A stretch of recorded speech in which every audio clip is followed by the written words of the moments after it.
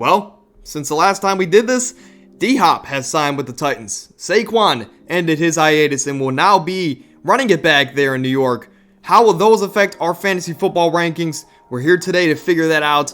But before we get into that, if you enjoy the channel at any point, we're on the road to 500 subs if we haven't hit it at this point. So drop a like, subscribe to the channel, all of that good stuff, as again, we can't get there without you guys. So without further ado, this is the Anomaly Podcast, and let's dive into these fantasy rankings. We're going to start here with the quarterbacks, as you see the new graphics, as well as you see the top 5 on your screen. But it's worth note before we get into these rankings that we've only been covering the top 20 or so at every position, but starting in August, right? Maybe first week or so of August, I'll be releasing my top 200 to 250 fantasy players this season. So, as we get closer to drafts, more content will be released. So be on the lookout for that on all of our platforms. But again, we're going to start here with our quarterbacks, but no big changes here at the top, as the top 4 has been the same the entire offseason. And will most likely remain that way, as it is Jalen Hurts at number 1, Josh Allen at 2, Pat Mahomes at 3, Joe Burrow at 4. But Justin Herbert is the new addition to the top 5 as he rose 2 spots, and it's simply for the potential that he has over the guys that dropped below him. But big expectations for this year. Some would say 5,000 yards, 50 touchdowns, and we mentioned this yesterday. A lot of that hype is behind the Kellen Moore addition as the new offensive coordinator who led a pass-happy offense in Dallas. He's coming over to Los Angeles and should do the same in an offense that has more weapons, right? So should be a dangerous offense. Justin Herbert should take a step up this year, especially after they added maybe the best wide receiver in the draft class in Quentin Johnson. So this offense should explode this year in a division that is set for shootouts. And again, it all starts with Justin Herbert having a huge leap. Not to mention, the possible stacks that you can have in fantasy with a guy like Justin Herbert, whether it's Keenan Allen, Austin Ekeler, Mike Williams, Gerald Everett, if you want to go that low. But most notably, out of the receivers there is Quentin Johnson that you can get late. So maybe Justin Herbert can be a top 5 guy this year. I think so. I think he is rightfully so a top 5 guy for probably the remainder of the offseason. Moving over to 6 through 10, and there's minor changes here. But Lamar falls a spot, and so does Trevor Lawrence. And it's nothing major, right? I like both guys. I believe Justin Herbert just has a little bit more potential to be the QB1 this year, and that's why he's in the top 5. 8 through 10 remains the same with Justin Fields, Tua Tagovailoa, and Deshaun Watson. I contemplated moving Tua over Justin Fields, but I couldn't come to that as the rushing upside Justin Fields has is too immense for Tua to move up an extra spot. So unless something else happens or my mindset changes, my top 10 is pretty much going to stay the same, just shuffling some spots here for the rest of the offseason. Moving over to 11 through 15, Danny Dimes stays at 11 in an offense that has minorly improved this offseason. Saquon is now back, so this offense should be even better than last year. Hopefully Darren Waller can stay healthy. There's some shuffling around the 12 to 14 spots between Russell Wilson, Geno Smith, Dak Prescott. Right now it sits exactly in that order as Russ is at 12. And I'm a big Russ believer, especially with the Sean Payton addition. I believe Russ and this Denver offense can really get going this year. And I contemplated even moving Russ to the number 11 spot, but I couldn't justify any higher than 11. I don't think I can this offseason. But I'm happy with my top 11. And Russ, if he's at my number 12, I'm not too mad about that with the potential I think he has to bounce back this year in Denver. Geno at my number 13. He came out of nowhere last year. His offense has gotten better with Jackson Smith and Jigba, but I don't think he's going to have the same production as last year as far as fantasy. Right? Last year he was the overall quarterback 5 on the season. I think he's quarterback 13 this year. Still a very solid year. Still a quarterback 1 year practically. But I think he's not going to return to that level that he had last year. That's all I'm saying here with Geno Smith. Still solid year, just not elite like last year. Dak Prescott has dropped 2 spots to my number 14 quarterback. Again, he has dropped in my rankings every single time. I think he's the only player that has done that from 9 to 14, at least in the top echelon of these rankings. But he's dropped from 9 to 14 over 3 sets of rankings. And I know his offense has gotten better. I know he's a flamethrower, and he's going to throw until his arm falls off, quite literally. But he's just one of those players that in his entire career, I've just I found a hard time drafting. The Cowboys I kind of view like my hometown Browns, where it's hard to draft those guys. You can't really trust them. So to me, I've never had Dak on a team of mine, and I don't think that's going to change this year. But I still respect him, and I think number 14 is a fair spot. Aaron Rodgers at 15, he's growing on me as a fantasy quarterback, but this is the right fantasy spot for him. I don't think he's going to be in the top 14, right? Even that Dak's been dropping, I think Dak I would still take over Aaron Rodgers this year, as crazy as that might sound, unless I had a guy like Garrett Wilson on my roster. But again, after your top 12, it all kind of just depends on who do you have on your team. What stacks could we potentially have to put my team over the top? And again, after your top 12, it's really hit or miss, right? But moving over to 16 through 20, it sees only one change as Anthony Richardson raises one spot, Jared Goff falls a spot, and it feels like a crime to me to have Captain Kirk this low. But again, it was hard to put him any higher, right, with the guys I have above him. But overall, no big changes. All of these guys can be on, all of these guys will be on rosters after your fantasy drafts. And they can be they could be spot start guys here with the right matchup on a week-to-week basis. But overall for quarterbacks, in summary, it's the same top 20 guys. No one has left or joined the list at the top 20. The biggest riser in the list is Justin Herbert, who he jumped 2 spots. The biggest dropper, right, I guess is the way to put it, was Dak Prescott, and he dropped 2 spots. So no big changes with the quarterbacks, just some shuffling around in the rankings. Could just be I wake up tomorrow and it's different, right? But as of right now, those are my quarterback rankings. Moving over to the top running backs, 1 through 5 sees a little bit of movement as we have the same top 2 guys in Christian McCaffrey and Austin Ekeler. That's going to be like that for the entire offseason. Nothing will change my mind unless an injury occurs. But my 3 through 5 are 3 guys that started my rankings in at the numbers 6 through 8, right? They have collectively moved up this entire offseason and these sets of rankings as they are now 3 through 5. They were 6 through 8, and collectively they moved up to 3 through 5, right? And those guys are Josh Jacobs is my number 3 running back. Tony Pollard is my number 4 running back on the season. And Nick Chubb is my number 5 running back. But Josh Jacobs at number 3. I mean, this guy led the league in touches and rushing yards last year. He's on a contract year, so he's going to want to play even harder to get a big deal, even though the whole dilemma with running backs is going on right now. But his new quarterback is Captain Checkdown in Jimmy Garoppolo. So he should only get more receiving work than he did last year with Derek Carr. And again, there are some questions about his contract, but I have more confidence that Josh Jacobs will be back for the last year of his deal to get another one than Saquon was, right? And Saquon signed his deal, right? So no doubt to me that Josh Jacobs will be back in a Raiders uniform next year. And if he is, I think he is a top 3 running back. He's one of my favorites to draft there in the early second round. Tony Pollard is my number 4 running back. And this is a guy that finally has the keys in the running back room with Zeke out of the door. And all of the touches in that room are going to be his, and he should be able to explode this year. He's a mini Austin Ekeler is a way to look at it, but can his body withhold that full-blown workhorse role? That is going to be my question for Tony Pollard this year. But again, a mini Austin Ekeler, and if you can get him in the second round, you can't go wrong with that. And finally, at my number 5 spots, I do have Nick Chubb, and let me know down below in the comments if this is just my fandom getting in the way. But I'll also be the first to say that even though Chubb will have all of the work this year with no Kareem Hunt and no guaranteed work from Jerome Ford, right? He's an unproven second-year guy. I do believe that if Saquon, as we get closer to the drafts, I will probably have Saquon over Nick Chubb in my rankings. But regardless, as of right now, I want to show Nick Chubb some love. I think it's going to be a huge year for him. He's going to have all the work in that backfield. He should have even more receiving work this year in an offense that does project to be more pass happy. So that'll be interesting to see, and I think he has all the potential to be a top 5, even the running back 1 this year, as he was for the majority of last year with Jacoby Brissett, right? So Nick Chubb has the potential to be the number 1 guy, but for me, I'm going to keep him at 5 for now, right? I don't want my fandom to get in the way too much of where he lands in the rankings. Moving over through 6 through 10, it sees a lot of movement, we'll say that, as Saquon drops 3 spots. As right now, as he is signed now, right? He did sign his deal as of 2 days ago, if my memory serves me right. But I do expect him to play next year, even though he just re-signed his deal, so there shouldn't be any worries. But we've seen it before where players will sign and sit out.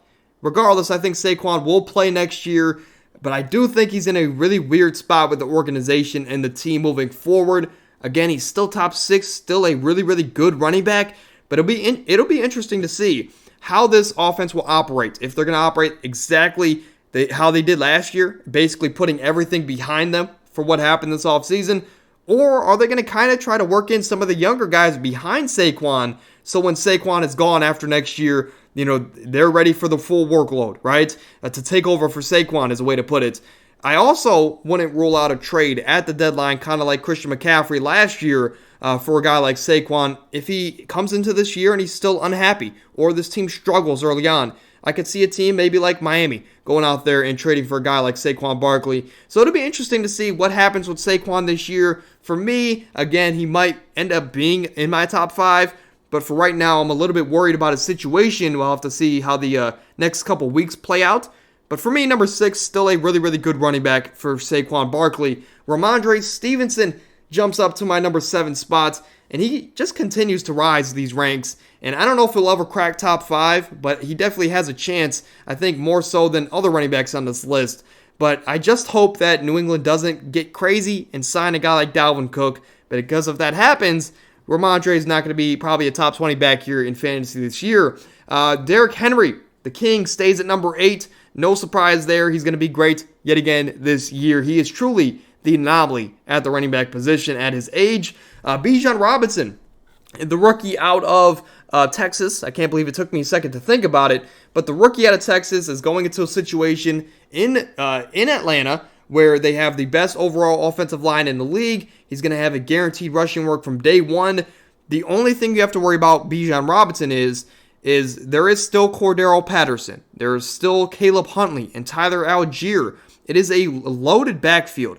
So how much is he going to get enough volume in this offense from year one that he's going to be worth a first-round pick, which is where he's going right now? That is a question you have to ask yourself. To me, he is risky as a first-round pick, but I think if you get a solidified guy in round 1, and let's say he falls to you in the middle of the second or the early second, I wouldn't mind having Bijan on my team, to be completely honest. And then Jonathan Taylor falls to 10. He has the potential to be top 5. By all means, please understand that. I am not a casual. But this offense does project to be in the bottom half of the league, not scoring tons and tons of points, and that really limits the upside of Jonathan Taylor. So I think the guys above him are definitely safer options as far as fantasy this year, including Bijan Robinson, right? So Jonathan Taylor, he is the guy in Indy, but with his offense projecting to be as bad as it is, it is definitely a risky pick here in the late first, early second. So Jonathan Taylor, for me, is still a top 10 guy, but I think definitely proceed with caution is a way to look at Jonathan Taylor. Moving over to my 11 through 15, 11 through 13 stays the same with Breece Hall, Najee Harris, and Aaron Jones. That will most likely be the same for the entire offseason, right? We'll see if any of those guys can either rise or lower in my rankings, but I think those guys will mainly stay the same is a way to put it. But Joe Mixon rises to 14 as we get farther and farther away from a possible suspension for him. And if it does happen, though, obviously he would drop. Obviously he wouldn't be top 20, top 25. But if the suspension doesn't happen, he's still a running back on one of the best offenses in the league, and you want a part of that Bengals offense. Joe Mixon is one of the best options you can have for that offense. But Jahmyr Gibbs, to me, he rises one spot to the top 15 now, as he's one of the best draft values this year. He's now going currently as like a 4th or 5th round pick, and this is a guy that, even at that value, has the potential to be a top 10 guy in his rookie year. He was drafted with the number 12th pick. The Lions want to use him. The only thing you have to worry about here with Jahmyr Gibbs is the upside, right? Because David Montgomery is going to take all of the red zone work, all of the rushing work to be kind of like that touchdown merchant like Jamal Williams was last year in this Lions system. And that's going to, again, limit the upside of Jahmyr Gibbs. But the PPR value is still there. He's still going to catch a lot of passes. And if that is the case, I think he's still definitely worth a round 4 pick. The tail end of the running backs stayed the same aside from Travis Etienne. This is a guy that drops to 16 for me. because he's not ready for a 3-down role for the entirety of a season. He burned me last year, and maybe that is why he is at my number 16 spot. But Jacksonville, I mean, they believe it as well, as they've been looking for other backs to relieve the load that Travis Etienne would have on his plate this year. Most notably, they went out there and drafted a tank of a guy, no pun intended, but they drafted the running back out of Auburn by the name of Tank Bigsby, and that guy is built for the red zone. If you look at him, you can just tell that is a red zone back. So that is going to also limit the upside of Travis Etienne in the red zone. So that is going to make him a little bit more of a risky pick here, Travis Etienne, in like the 3rd or 4th round.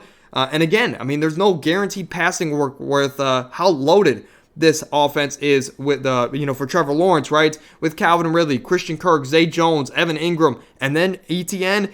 There's 5 different options, so there's no guaranteed passing work on a week-to-week basis. There's no guaranteed red zone work, right? So there's a lot of questions here for Travis Etienne, and I think out of anyone here in this top 20, he's probably going to drop, here in the next set of rankings. Miles Sanders is a guy behind one of the best O-lines in the league with a familiar coaching staff. I like Miles Sanders this year. He's really grown on me. Ken Walker, a guy that has the guaranteed work there in Seattle, but how much will Zach Charbonnet get involved to really limit the upside of Ken Walker? But again, and then Alexander Mattison, he has the full workload there in Minnesota this year.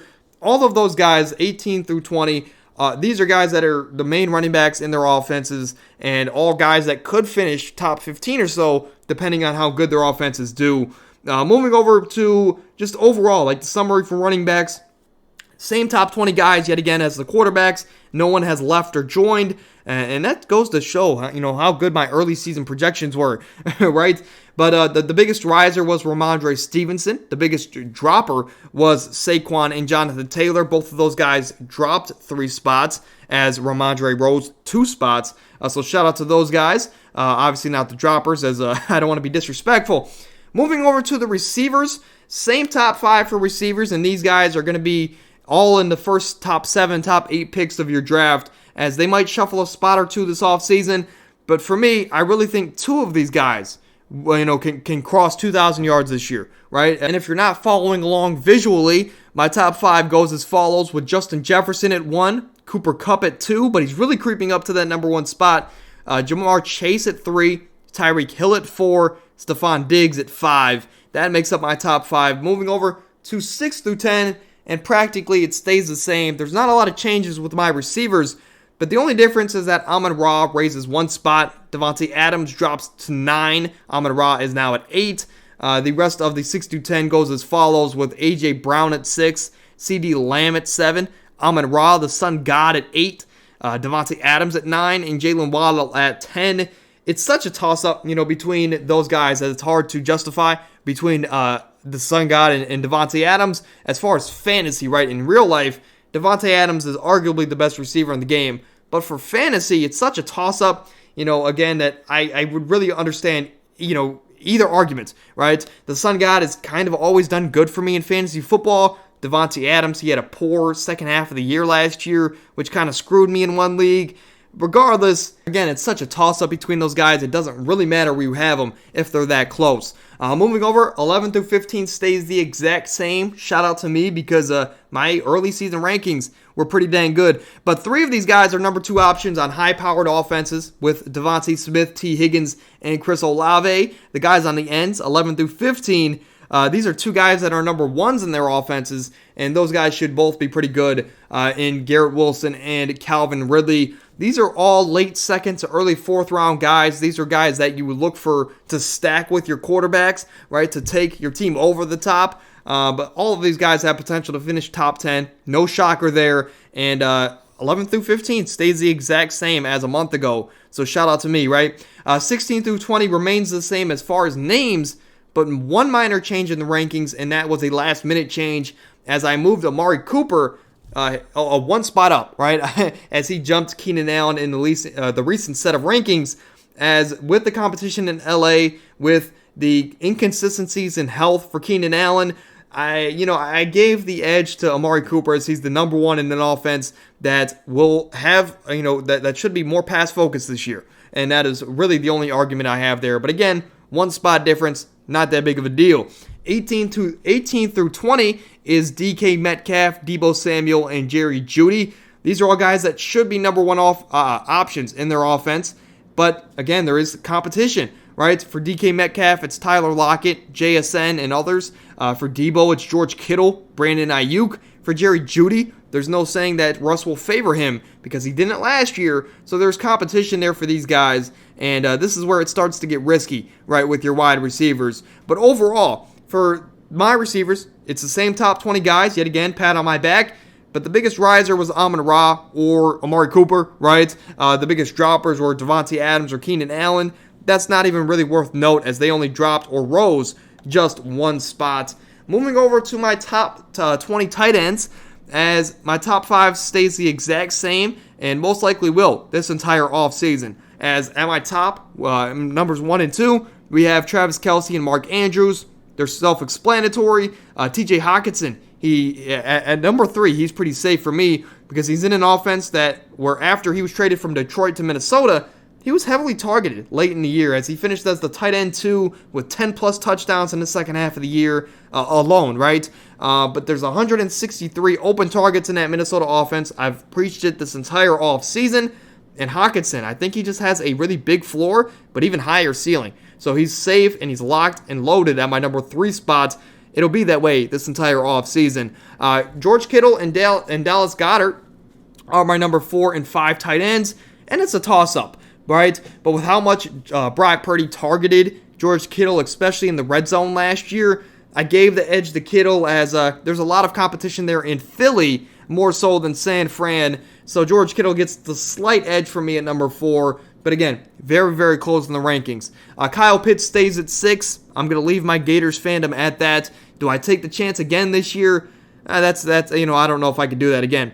Pat Freiermuth at 7 and David Njoku at 8. They both rise a spot. 2 guys that should be huge in their offenses. Freiermuth has a higher floor than Njoku, so I think I gave the edge to him for that reason. And I think Pat Freiermuth might even end this offseason as a top 6 tight end for me. But regardless, Darren Waller drops 2 spots strictly due to health, right? As I don't ever like to predict injuries here on this channel, but he's only had 2 healthy seasons out of his 7 career years. And again, I hate to predict injuries, but for fantasy football, we do have to look at that and the probability of that happening for our fantasy teams. Again, I love Darren Waller as the player. I think he's in for a huge workload this season, but I don't know if his body can hold up for 16 total games, and that's kind of important for our fantasy championships late in the year. Chigoziem Okonkwo, let me actually do him justice and pronounce his name. Chigoziem Okonkwo. He rises into the top 10 tight end for the Tennessee Titans, if you didn't know. But again, I think having him over Evan Ingram might raise some eyebrows.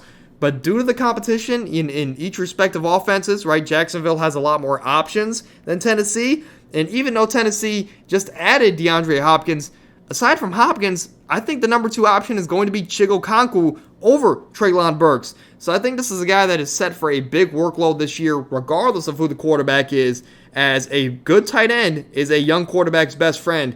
And Tennessee has a lot of young quarterbacks. Moving over to 11 through 15, and there's a lot of shuffling. I think this is the first ever screen that has everybody either moving up or down.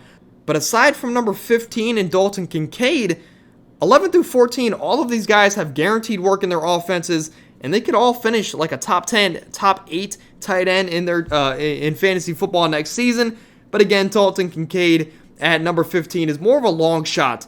But with how bad tight ends were last year, I think taking a late round shot or a mid round shot on a guy like Kincaid, who has the versatility and has the potential to be huge in fantasy this year, with all the ways Buffalo can use him in a high powered offense, he could really develop into the number 2 option for that team. And if he can do that, I mean, especially in the red zone, he's going to be huge for fantasy football. And he has the potential to be a top 10, top 12 guy. So just keep your eye on Dalton Kincaid this entire offseason. Moving over to close off the tight ends and these rankings here for today's video. The biggest thing to note here is that Cole Kmet, he is dropping to number 20 in my rankings.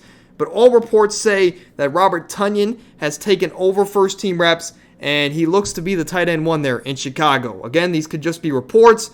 And if that is the case, right, if Tonyan is the tight end there in Chicago, KMET won't be top 20. But again, I'm going to say that it's just preseason rumors and, stuff for now. As we get closer to the season, we'll have to keep an eye on it. And as we give our official rankings in August, KMET, we're going to do some diving into it, but he might not be a top 20 tight end for me. But 16 through to 19 is Gerald Everett, Juwan Johnson, Hayden Hurst, and Tyler Conklin, all guys that should be some best friends for their quarterbacks. But overall, for tight ends, same top 20 guys. It was very close to Cole Kmet leaving the list.